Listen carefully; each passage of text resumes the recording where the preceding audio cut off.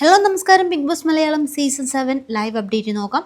ഇന്ന് രാവിലെ അനീഷിൻ്റെ ലൈവ് സ്റ്റോറി മോർണിംഗ് ആക്ടിവിറ്റിയിൽ പറയുന്നുണ്ട്. അനീഷ് പറഞ്ഞു തുടങ്ങുന്ന സമയത്ത് ആർക്കും ഒരു റെസ്പെക്റ്റ് ഇല്ലാതെയാണ് അവിടെ ഇരിക്കുന്നത്. എന്തായാലും അനീഷിൻ്റെ പ്രവൃത്തികളൊന്നും ഞാൻ ന്യായീകരിക്കുന്നില്ല. കാരണം വന്ന സമയത്ത് നമ്മൾ കണ്ടതാണ്, ഒരുപാട് പേര് വേർപ്പിച്ചു. പക്ഷേ ആ സമയത്ത് നമ്മുടെ ഹൗസ്മേറ്റൊക്കെ പൂർണ്ണമായിട്ടും അനീഷിൻ്റെ അടുത്ത് മിങ്കിളാവാനൊക്കെ ശ്രമിച്ചിട്ടുണ്ടായിരുന്നു.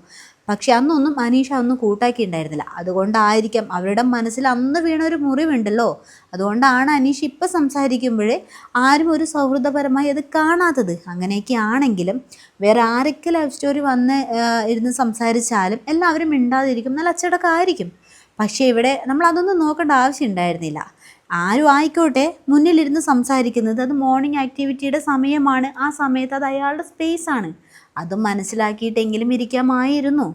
ഈ സംഭവമൊക്കെ നടക്കുന്ന സമയത്ത് എല്ലാവരും ഇടയിൽ കയറി ഓരോന്ന് ചോദിച്ചിട്ട് അനീഷിനെ വെറുപ്പിച്ചുകൊണ്ടേ ഇരിക്കുന്നുണ്ട്.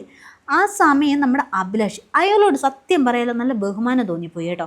കാരണം അനീഷ് ഇങ്ങനെ എല്ലാവരും ഇറിറ്റേറ്റ് ചെയ്തുകൊണ്ടിരിക്കുമ്പോൾ അഭിലാഷ് എഴുന്നേറ്റ് നിന്നിട്ട് പറയുന്നുണ്ട്, എടാ ഒന്ന് നിർത്ത്, അയാളൊന്ന് പറയട്ടെ, ഇത് അയാളുടെ സ്പേസ് അല്ലേ എന്ന് നമ്മുടെ അഭിലാഷ് പറയുന്നുണ്ട്. നിങ്ങൾ അതിനകത്ത് പോയി ഇരുന്ന് കാണിക്കുന്ന അച്ചടക്കം ഇവിടെ ഒന്ന് കാണിക്കേ. നല്ല ചങ്കുറ്റത്തോടെ നമ്മുടെ അഭിലാഷ് എഴുന്നേറ്റ് എന്ന് പറയുന്നുണ്ട് കേട്ടോ. ഈ അഭിലാഷിന് ഈ കാര്യങ്ങളൊക്കെ ഒരു നിലപാടുണ്ട് കേട്ടോ. കാരണം മുൻപൊരിക്കലും ഇതുപോലൊരു സാഹചര്യം ഉണ്ടായിട്ടുണ്ട്. അതായത് ആരും ചിരിച്ച ഒരു സംഭവം, ഒരാൾ ലൈഫ് സ്റ്റോറി പറയുന്ന സമയത്ത് നമ്മുടെ ആരും ചിരിച്ച സംഭവം നമുക്കറിയാമല്ലോ. അന്നേ ഈ കൂടുതലായിട്ട് റിയാക്ട് ചെയ്തത് അഭിലാഷാണ്. പക്ഷെ അന്ന് നമുക്ക് അഭിലാഷിനെ സപ്പോർട്ട് ചെയ്ത് സംസാരിക്കാൻ പറ്റത്തില്ലായിരുന്നു. കാരണം അന്ന് അഭിലാഷ് തെറി വിളിച്ചു, മോശമായി പെരുമാറിയൊക്കെ ഒരു പ്രശ്നം ഉണ്ടായിരുന്നു.